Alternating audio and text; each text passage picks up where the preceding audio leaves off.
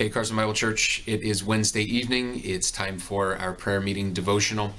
We are continuing our study in Psalm 119. This evening, our passage is verses 121 through 128. I will go ahead and read the passage. It says, I have done what is just and right. Do not leave me to my oppressors. Give your servant a pledge of good. Let not the insolent oppress me. My eyes long for your salvation and for the fulfillment of your righteous promise. Deal with your servant according to your steadfast love and teach me your statutes. I am your servant. Give me understanding that I may know your testimonies. It is time for the Lord to act, for your law has been broken. Therefore, I love your commandments above gold, above fine gold. Therefore, I consider all your precepts to be right. I hate every false way. Well, I think this is a really interesting passage. I am really intrigued by the boldness and the confidence that the psalmist uses as he writes these words. And I think it's really interesting for us to take a look at, because probably a lot of us would never dare to speak with this kind of boldness or this kind of confidence. So I think it's interesting that, and we should take a look at where this kind of confidence comes from. I think there's really four places where the psalmist gets this confidence from. I think the first is that he is confident in a clear conscience. In the first verse here in this passage, verse 121, says, I have done what is just and right. Do not leave me to my oppressors.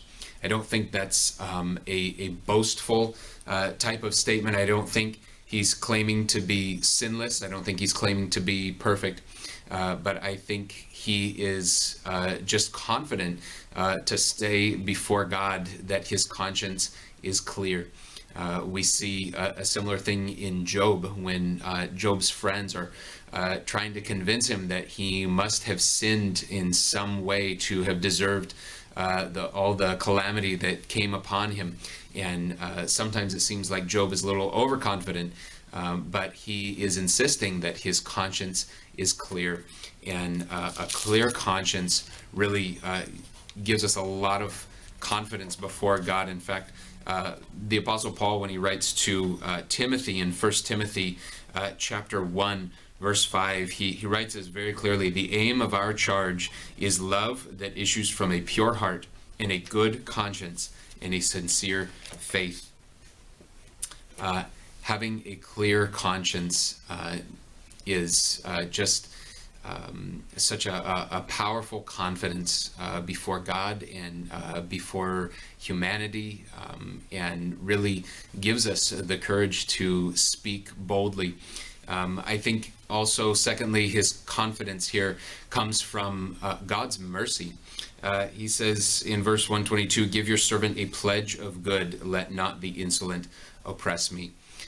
It's clear from these passages that there are oppressors, that there are people who would do him harm, maybe even take his life, that he feels like he's in danger, and he calls upon God. His confidence is in God, who will protect him and be merciful to him. And this phrase, to give your servant a pledge of good, is the idea of having God himself stand in the psalmist's place, the idea of being a pledge for him, actually, is very similar to, for example, when Joseph's brothers come and meet him in Egypt, and Joseph asks for them to return and come back with their other brother, who would be Benjamin. And one of them has to remain on behalf of the others. He has to remain there and be in danger and accept the risk should they try to skip out on their promise. And so Judah there becomes the pledge for the rest of his brothers. And the psalmist here really is calling on God himself to stand in his place. And of course, we as New Covenant believers we call upon Jesus to be our pledge. He is the one who stands in our place and makes the payment for our debt, which is sin before a holy God. I think the psalmist, thirdly, gets his great confidence from God's word. In a few verses here in verse 127, he says, "Therefore I love your commandments above gold, above fine gold." In verse 128, "Therefore I consider all your precepts to be right. I hate every false way."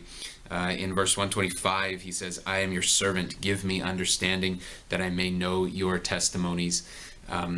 He isn't looking for some other way out of this danger that he finds himself in, some other rescue from these oppressors. He's really looking to God's word because his confidence is in the enduring truth of God's word. We've already talked about how Psalm 119 just overall is about the importance of God's word and the necessity of it and the perfection of it and the beauty of it. And here the psalmist really is continuing to cling to that. His call is that he would know God's word even better and live by it even more truly. And then finally here, I think we see confidence in God's judgment. When the psalmist writes in verse 126, "It is time for the Lord to act, for your law has been broken."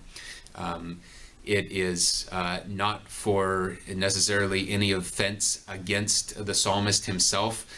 Here he's referring to the law of the Lord being broken. And so he is calling on God's judgment because of the offenses against God.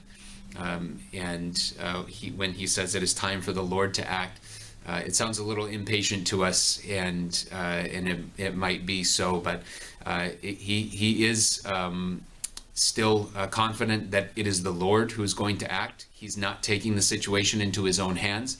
He's not trying to exact God's wrath or God's justice by his own strength or power or force. He is still calling on God to be the one who judges and who acts against the wicked. The psalmist might seem like he is experiencing a delay, or he feels like there's a delay in God's judgment. But his experience of that delay doesn't mean that he feels that he's been abandoned or deserted by God. His confidence is still in God's judgment. There is a passage in the New Testament that I think is very interesting, and I think really kind of echoes a lot of the same confidence and for the same reasons. And this passage comes from Hebrews chapter 10, starting in verse 32. The author of Hebrews writes, "But recall the former days when, after you were enlightened, you endured a hard struggle with sufferings, sometimes being publicly exposed to reproach and affliction, and sometimes being partners with those so treated. For you had compassion on those in prison, and you joyfully accepted the plundering of your property, since you knew that you yourselves had a better possession and an abiding one. Therefore do not throw away your confidence, which has a great reward. For you have need of endurance, so that when you have done the will of God, you may receive what is promised. For yet a little while, and the coming one will come and will not delay. But my righteous one shall live by faith, and if he shrinks back, my soul has no pleasure in him. But we are not of those who shrink back and are destroyed, but of those who have faith and preserve their souls." I think prayer is really the perfect opportunity for us to really focus on these four areas that give the psalmist confidence, which is a clear conscience, God's mercy, God's word, and God's judgment. Prayer is an opportunity for us to clear our conscience before God. We know that the debt for our sin has been paid in full by Jesus on the cross, but we also know at the same time that we still are in these bodies of flesh. We are still susceptible to sin and temptation, and we still live in a world that is corrupted by sin, where temptation is all around us. And so we do continue to confess our sin before God. We invite God to convict us of our sin, to expose our hidden sin to us when sometimes we don't even realize it. In prayer, we approach God really based on His mercy. We recognize that it is because of our salvation in Jesus that we are able to approach the Creator, God of the universe, who is entirely holy and perfectly eternal. When we are not those things, it's because of His mercy that we can approach Him in prayer. We approach God in prayer really by His word. It's because we trust in the promises of His word that we follow Him, and that we come to Him in prayer, and we trust in God's judgment. We recognize that judgment is not in our hands, rather it is in God's hands, and it's in His timing, and that is where our confidence lies, that all of our confidence is in God and His promises to us. It's not in the things of this world, but it is in God and His kingdom and the salvation that He has brought to us through Jesus. I do hope that you spend some time meditating on this passage in prayer this evening, and God bless you. We will see you soon.